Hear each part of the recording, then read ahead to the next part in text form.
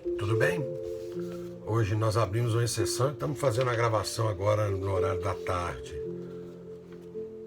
Então é possível que toque um telefone, passe um carro ali fora, as cachorrinhas venham a latir. E aí a gente pede a compreensão, porque é a condição que nós temos neste momento. E não podíamos perder a intuição que nos chegou forte agora, enquanto nos preparávamos para uma live que vamos fazer hoje, dia 31/3. Agora são 14h50.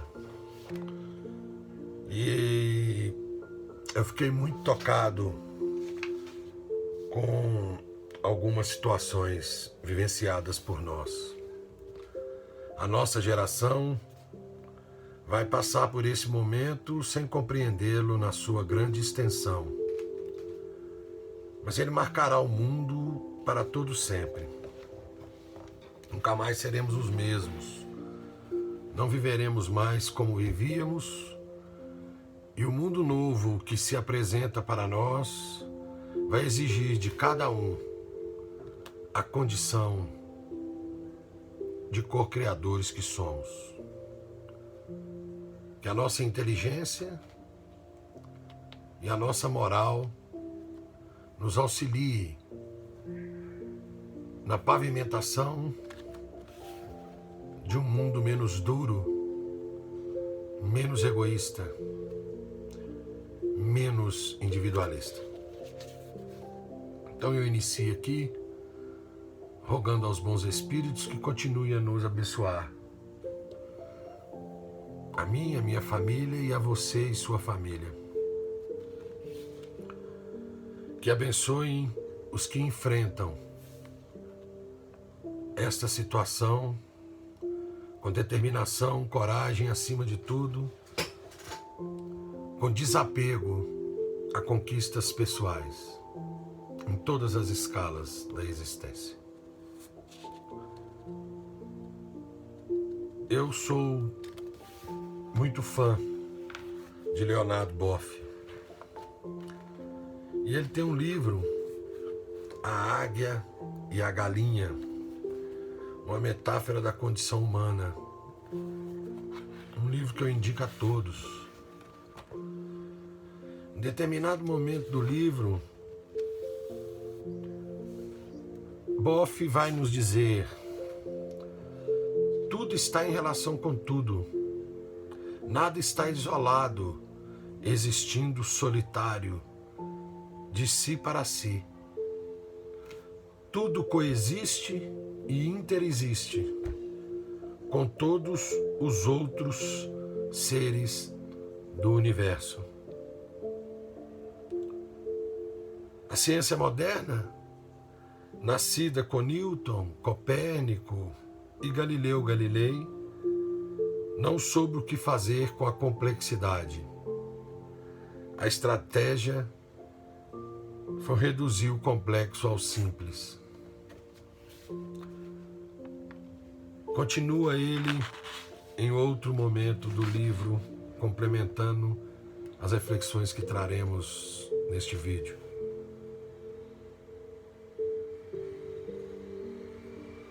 A situação atual é esta. O universo não é totalmente caótico nem totalmente cosmético. É a combinação de ambos. Ele se apresenta ordenado a ponto de provocar o fascínio e a veneração dos maiores cientistas, como Newton, Einstein e Prigogine, ou Prigogine, eu não sei como fala o nome. E de cada um de nós, simples admiradores da criação. Assim é o caminhar de todas as coisas. Ordem, desordem, interação, nova ordem. O caos nunca é absoluto e a ordem jamais estável.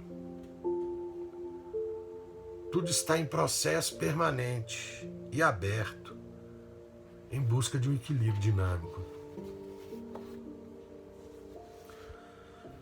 Fiz esse recorte no livro, peguei esse pequeno retalho. Porque enquanto Boff olhava para o macrocosmos, a nossa vida é alterada no microcosmo.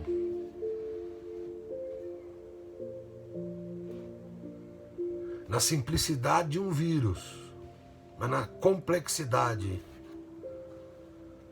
do que esse vírus e sua dinâmica de evolução proporcionou ao mundo, afetando a cada um de nós. Não há solução simples. Elas são complexas, não individuais e cada vez mais coletivas. De tudo que temos visto, algumas coisas dolorosas, outras que renovam em nós as esperanças. Uma cena marcante foi o Papa Francisco fazendo uma celebração importante para os católicos, liturgicamente repleta de significados e de significantes, numa praça vazia.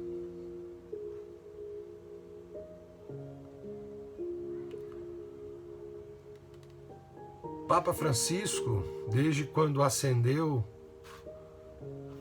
a condição onde se encontra, se transformou no grande líder espiritual do planeta, na parte ocidental. Vivíamos carente de alguém que sacudisse as nossas estruturas íntimas. Aos que são católicos,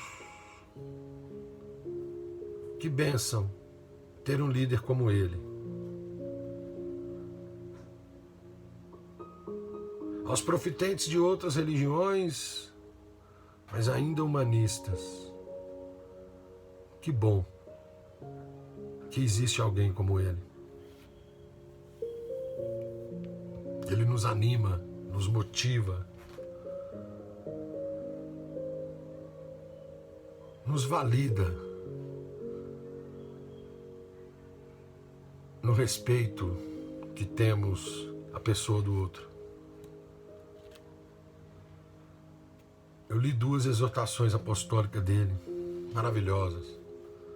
Jesus, a alegria do Evangelho, e a Laudato Si.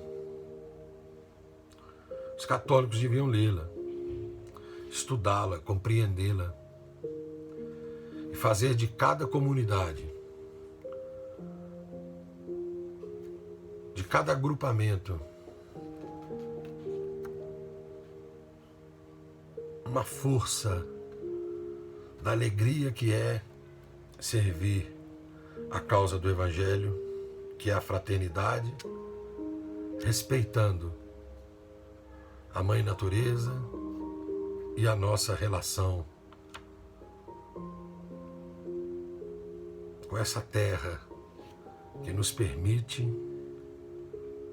a experimentação do Espírito que somos. Eu tenho aqui comigo a homilia do Santo Padre aquele dia. Eu quero lê-la, porque ao lê-la, eu espero que ela fique sedimentada no meu inconsciente e que me sirva como referência em todos os momentos da minha vida. Basílica de São Pedro, 27 de março de 2020. Homilia do Santo Padre. Adoração do Santíssimo e bênção Urbi et Orbi.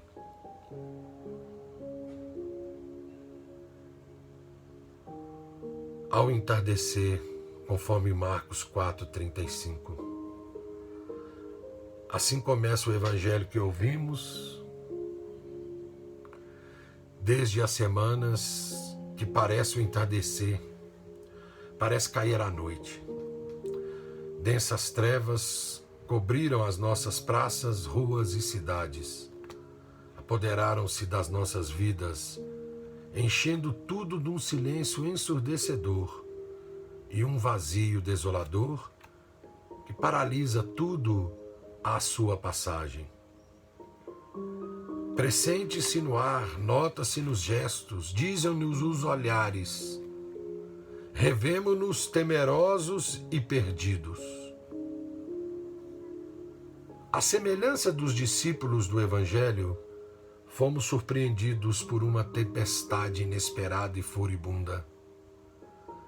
Demos-nos conta de estar no mesmo barco, todos frágeis e desorientados, mas ao mesmo tempo importantes e necessários, todos chamados a remar juntos, todos carecidos de mútuo encorajamento. E neste barco estamos todos, tal como os discípulos que, falando a uma só voz, dizem angustiados, abre aspas, vamos perecer, fecha aspas, conforme Marcos 4:38.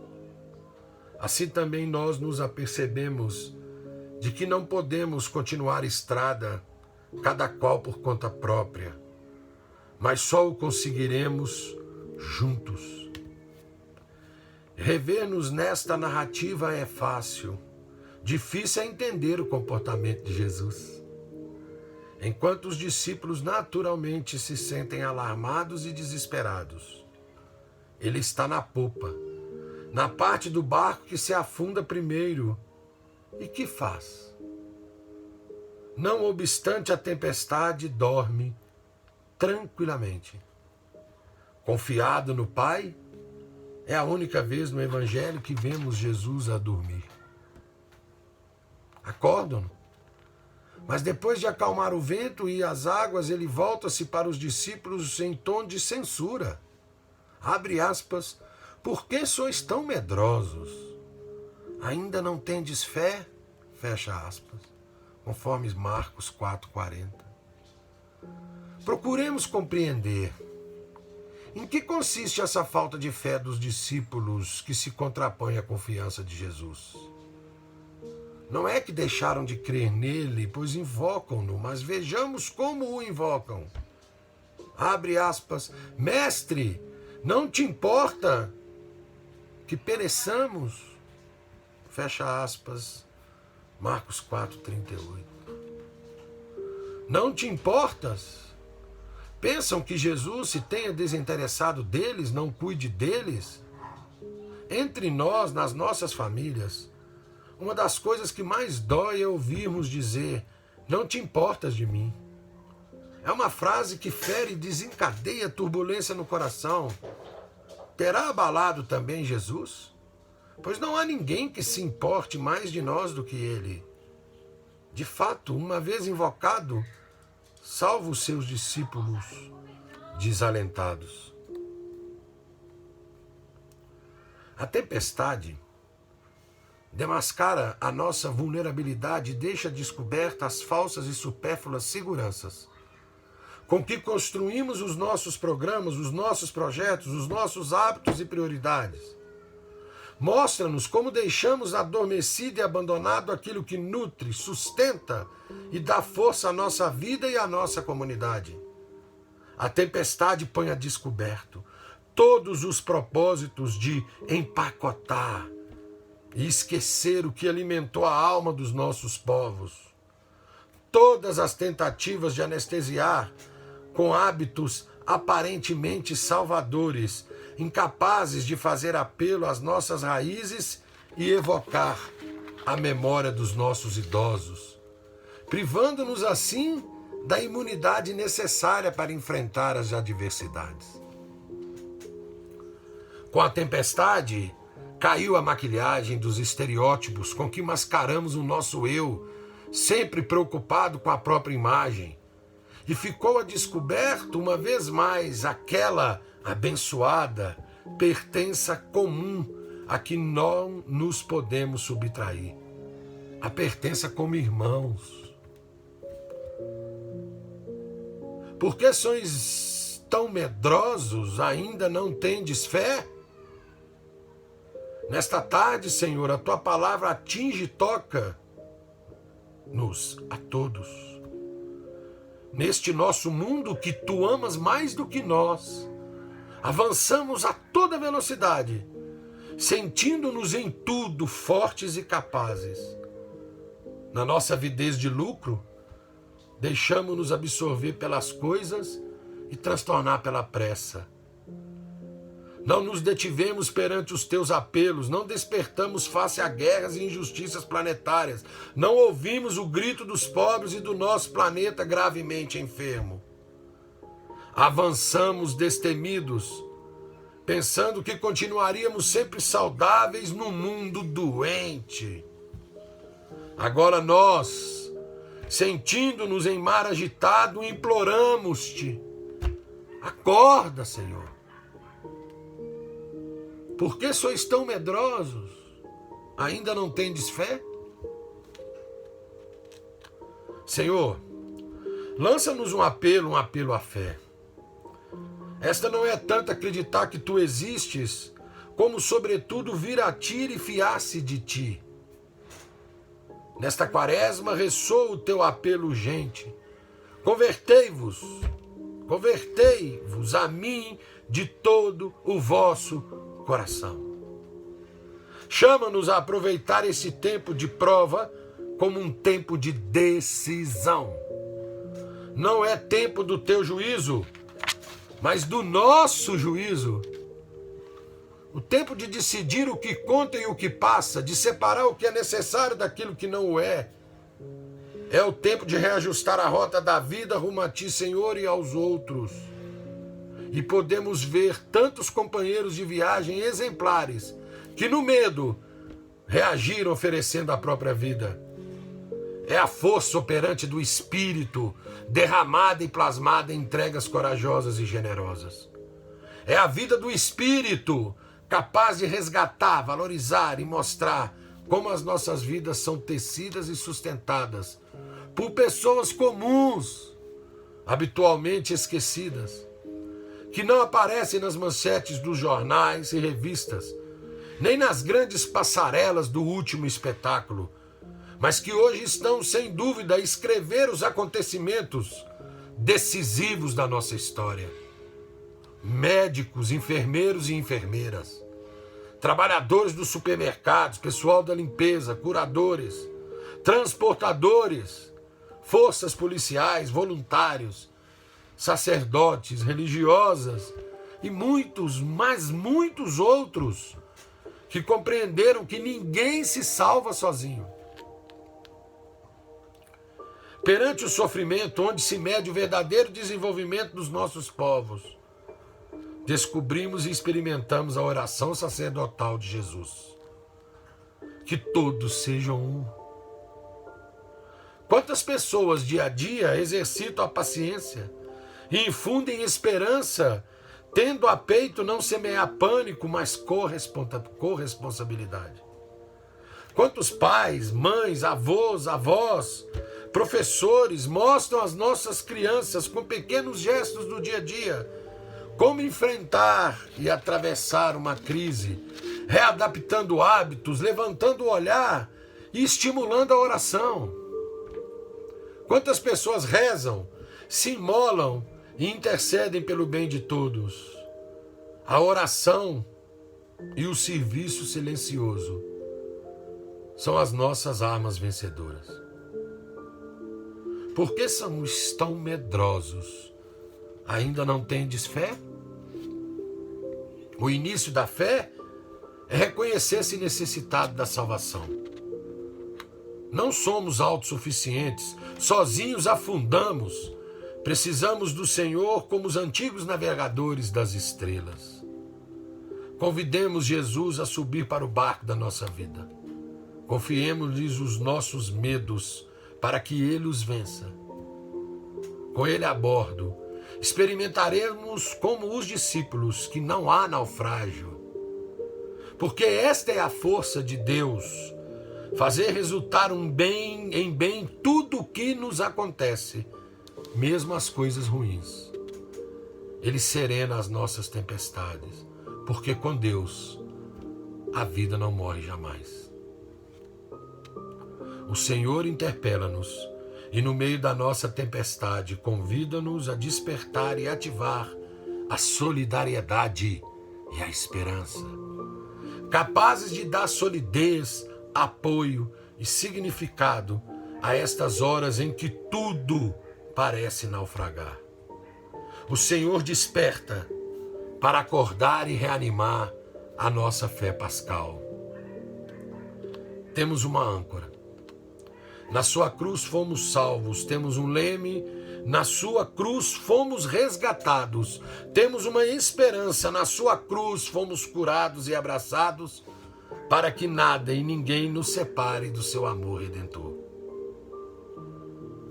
No meio desse isolamento, que nos faz padecer a limitação de afetos e encontros, e experimentar a falta de tantas coisas, ouçamos mais uma vez o anúncio que nos salva.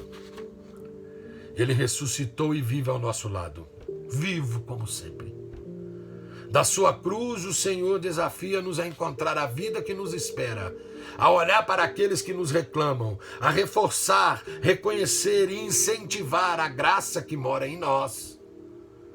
Não apaguemos a mecha que ainda fumega, que nunca adoece, e que deixemos que reacenda a esperança. Abraçar a sua cruz significa encontrar a coragem de abraçar todas as contrariedades da hora atual, abandonando por um momento a nossa ânsia de onipotência e possessão para dar espaço à criatividade que só o Espírito é capaz de suscitar. Significa encontrar a coragem de abrir espaço onde todos possam sentir-se chamados e permitir novas formas de hospitalidade, de fraternidade e de solidariedade. Na sua cruz, fomos salvos para acolher a esperança e deixar que seja ela fortalecer e sustentar todas as medidas e estradas que nos possam ajudar a salvaguardar-nos e a salvaguardar. Abraçar o Senhor para abraçar a esperança. Aqui está a força da fé, que liberta do medo e da esperança. Por que sois tão medrosos? Ainda não tendes fé? Queridos irmãos e irmãs, deste lugar que atesta a fé rochosa de Pedro, gostaria nesta tarde de vos confiar a todos ao Senhor, pela intercessão de Nossa Senhora, saúde do meu povo, estrela do mar em tempestade. Desta colunata que abraça Roma e o mundo, desça sobre vós, como um abraço consolador, a bênção de Deus. Senhor, abençoa o mundo, dá saúde aos corpos e conforto aos corações. Pede-nos para não ter medo. A nossa fé, porém, é fraca, sentimos-nos temerosos. Mas tu, Senhor, não nos deixes à mercê da tempestade. Continua a repetir-nos: não tenhais medo. E nós, juntamente com Pedro, confiamos-te todas as nossas preocupações, porque tu tens cuidado de nós. E as palavras do Santo Padre, um homem repleto de espiritualidade e com a obrigação de ser forte para mais de 1 bilhão de pessoas que o têm como referência, conta ressonância na sua alma. E te faça cultivar a coragem para enfrentar a vida, a solidariedade